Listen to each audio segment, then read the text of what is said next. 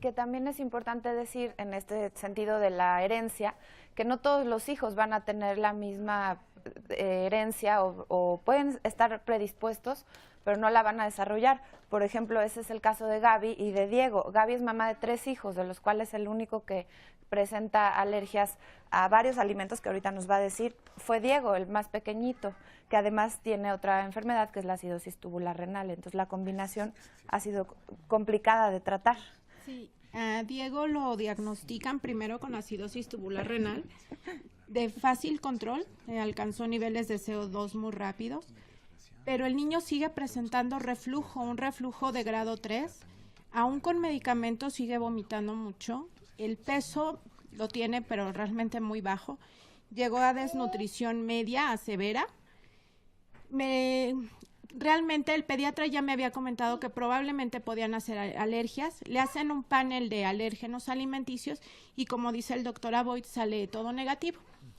Y ahorita que estoy teniendo la oportunidad de ver al doctor Aboitz, quien me dice realmente por internet es el doctor Aboitz. Yo comentándole que mi hijo tenía acidosis, que ya tenía 1 año en ese tiempo, 1 año 3 meses, el doctor Aboitz sin saber, él me comenta si Diego tenía acidosis tubular. Yo le comento que sí, y él es el que, literal, la palabra que me dijo, bingo, tu niño tiene alergias alimentarias. Entonces, vamos con una alergóloga, y ella es la que le detecta múltiples alergias. Menciónanos algunos alimentos, sí, porque yo me impresioné. Sí, Diego es alérgico a la leche, al huevo, al trigo, al pescado, a la soya, a las lentejas.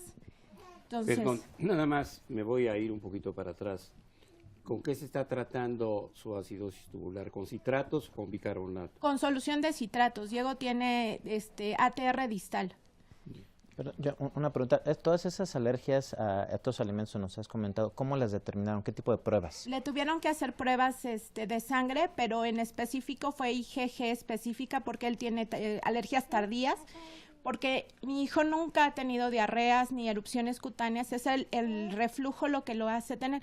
Pero como estuvo un tiempo controlado, Diego puede comer ahorita leche, pero no ahorita la vomita. Empieza a vomitar Diego, 3, 4 días después empieza con mucho vómito. Entonces, por eso fue que tardaron en detectar las alergias, con IgG, pruebas de IgG específica y parches cutáneos. Aquí nos pueden ayudar los médicos a aclarar este tipo de pruebas, ¿en qué consisten? Bueno, aquí es importante porque las pruebas de IgE son las más conocidas por todos, que son, por ejemplo, el PRI, que es el más conocido, donde ponemos una sustancia alérgica en la piel, hacemos un pequeño puntilleo y con esto leemos la prueba en unos cuantos minutos. La segunda, que también habló el doctor en el video, la prueba de parche, se lee en 72 horas, colocamos el alergeno en la piel y lo leemos en 72 horas para reacciones tardías. Sin embargo, hay el diagnóstico, según está establecido, se debe de hacer por una prueba de doble ciego, lo cual yo creo que nadie en la clínica lo hacemos de forma real, porque es muy difícil con una mamá que está desesperada, con un niño que está con problemas, el quitar el alimento problema y reintroducirlo después. ¿Esa es la prueba? Esa es la prueba más fiable, que desgraciadamente. Y hay otras pruebas que se usan, aunque hay muchos cuestionamientos, como son la detección de IgG específica para alimentos, pero esa prueba a veces hay mucho cuestionamiento. Digo, en la experiencia que yo tengo en esto, que ya son prácticamente más de 8 años con el problema, hemos visto que quizá lo más importante es el diagnóstico clínico temprano, hacer una prueba terapéutica y si el niño tiene mejoría, pues dejar el tratamiento. Yo sé que esto definitivamente no es lo ideal, pero en el entorno de México y con el entorno de los pacientes que sufren el problema, hemos visto que nos ha funcionado bastante bien, pero pues como les digo, es muy importante que frecuentemente estos niños son diagnosticados como cólico, como reflujo, sí, peso bajo, son los más frecuentes, y a la larga vemos que tiene, bueno, y broncoespasmo infantil, que también es otro punto importante, como fue el caso de mi hijo, y que a la larga vemos que el niño tiene alergia y con el tratamiento desaparecen todos o la gran mayoría de los síntomas. Oiga, doctor, pero el primer testimonio que vimos se tardó muchísimo tiempo. Usted nos dice que estas pruebas se pueden hacer, de hecho son muy conocidas, pero el testimonio de Erika, por ejemplo, decía ya pasó mucho tiempo, pasó por pediatras, gastroenterólogos, homeópatas. Entonces, si es tan sencillo aparentemente, porque las pruebas ahí están, porque no se es tardan sencillo. tanto tiempo. Es que no es sencillo. Sí, es que no es sencillo. El problema que es no hay conocimiento, entonces. exacto, Sí, es un Pero diagnóstico el público clínico. quiere saber algunas cosas. Nada más que La señora hizo referencia de una sustancia cuyas iniciales son IgG y está hablando de una inmunoglobulina que si sale alta o positiva nos habla de un trastorno de la inmunidad en tiempo pasado, y hay otra inmunoglobulina que nos habla, si está elevada, de una infección o una respuesta inmunológica reciente. Aquí yo quisiera sí puntualizar, porque la verdad es que este tipo de pruebas que se basan en piel o en sangre son bastante comunes y muchas veces se abusa de los resultados de estas pruebas y además se malinterpretan. No es lo mismo lo que ocurre en sangre o en piel que lo que ocurre en intestino. Evidentemente habrá alergias sistémicas como el broncoespasmo. El asma es un tipo de enfermedad inmunológica que tiene que ver con diferentes situaciones, sobre todo respiratorias, pero también se pueden ingresar a través del tubo digestivo. Las alergias en la piel, generalmente uno se toma un medicamento y tiene una manifestación cutánea por lo que se está absorbiendo y desencadena un tipo de reacción en sangre. Pero muchos de los problemas digestivos o de las alergias a alimentos fundamentalmente se basan en situaciones locales, es decir, en tubo digestivo, diarrea, dolor, que es lo que decía el doctor. Por eso lo mejor para este tipo de situaciones alimentarias son las pruebas terapéuticas. Es decir, si el niño le estoy quitando el alimento o al paciente le estoy quitando el alimento y con eso mejora y al reintroducirlo regresa el síntoma, eso es mucho más fiable que la prueba que me dio a lo mejor 10 alimentos y yo estoy viendo que muchos de ellos no están dando problemas. Sí, es más bien ensayar, tratar de cambiar la dieta, que ahí ya también la nutrióloga nos va a ayudar más adelante, para ver el resultado. Si usted se está identificando con lo que estamos diciendo, lo invito a que participe, a que nos llame, nos haga alguna pregunta, aquí los especialistas van a tratar de responderla y regresamos en un poquitito, no tardamos.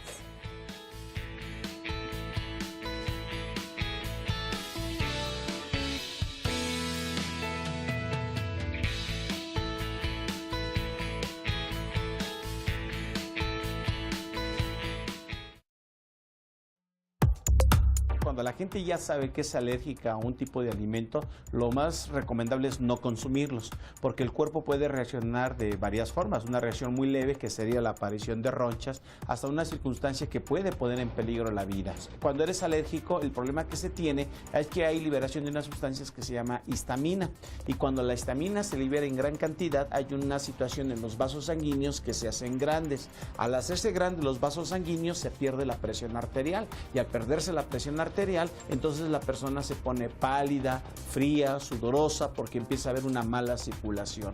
Cuando una persona es sumamente sensible, puede llegar a una circunstancia en donde el conducto aéreo se cierre. Bueno, aquí vemos un simulador, esto estaría más o menos a la altura del cuello, ¿sí? Aquí tú ves que hay dos conductos. El primer conducto por donde pasa el aire, al cual le llamamos conducto aéreo, y atrás viene el conducto digestivo.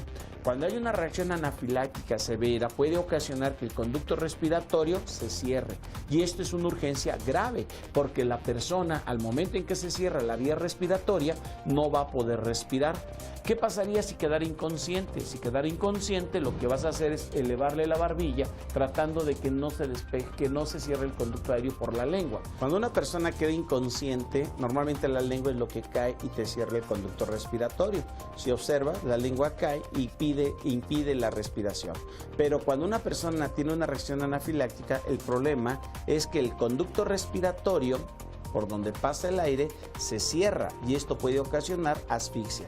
Al cerrarse la vía respiratoria, necesitas forzosamente un medicamento para abrir, y es ahí donde entra la epinefrina, que es un medicamento de urgencia y que, bueno, aquí en nuestro país solamente se administra en las áreas hospitalarias o los servicios de emergencia.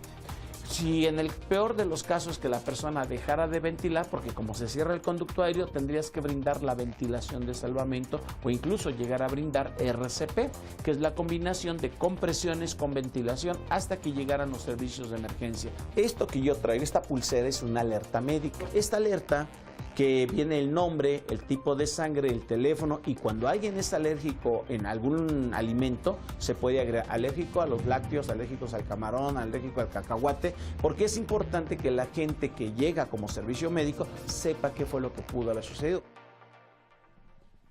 Bueno, doctor, veíamos esta cápsula importantísimo porque sí debemos saber qué hacer, sí se puede llegar incluso a la muerte, pero Así usted es. me decía que quiere acotar, cuando hay una alergia a leche, En la alergia a la leche particularmente, lo que sería el choque anafiláctico está descrito en la literatura como raro realmente. Esa es una ventaja que definitivamente, digo, aquellos que son diagnosticados con alergia a la leche tengan la seguridad de que la probabilidad que presenten choque anafiláctico es rara.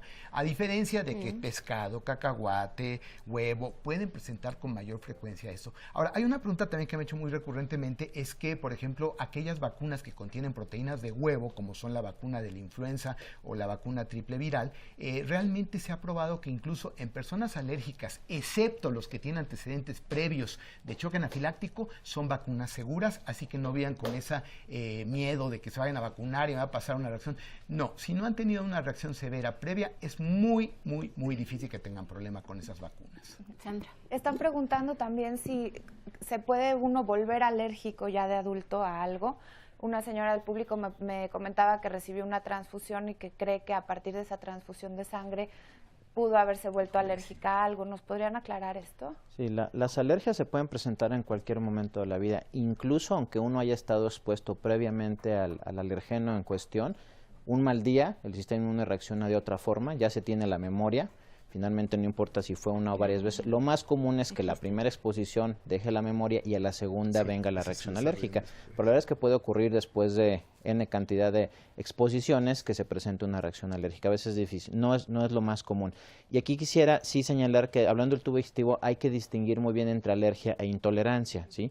Una intolerancia no es un fenómeno alérgico. La más común, por ejemplo, es la intolerancia a la lactosa. Ahí lo que ocurre es que el organismo no tiene la sustancia que se encarga de cortar este disacárido, que es la lactasa, y entonces ocasiona una serie de síntomas intestinales, diarrea, distensión, gas, porque lo que no usa el cuerpo lo van a usar las bacterias y a costa de producir estas sustancias. Entonces, a veces hay esta confusión entre intolerancia y alergia, son cosas muy distintas y además las intolerancias sí dependen de una dosis, las alergias no, y cuando hablemos de la celiaquia mencionaremos cómo incluso también hay intolerancias al trigo no celíacas. Eso es muy importante lo que comentas, porque sí realmente se confunde mucho. De hecho, se ha visto que la incidencia de alergia en niños es de 4 a 7%, algunos dicen que es un poco mayor, pero el problema es exactamente que muchas son realmente formas de intolerancia a algunos alimentos y no alergia, como bien dice el doctor. Marta nos puede ayudar, ella también es mamá de un chiquito con muchas alergias y nos platica que pues de la parte emocional y de lo difícil que es también trabajar y tratar a estos niños para que comprendan cuál debe de ser su tratamiento.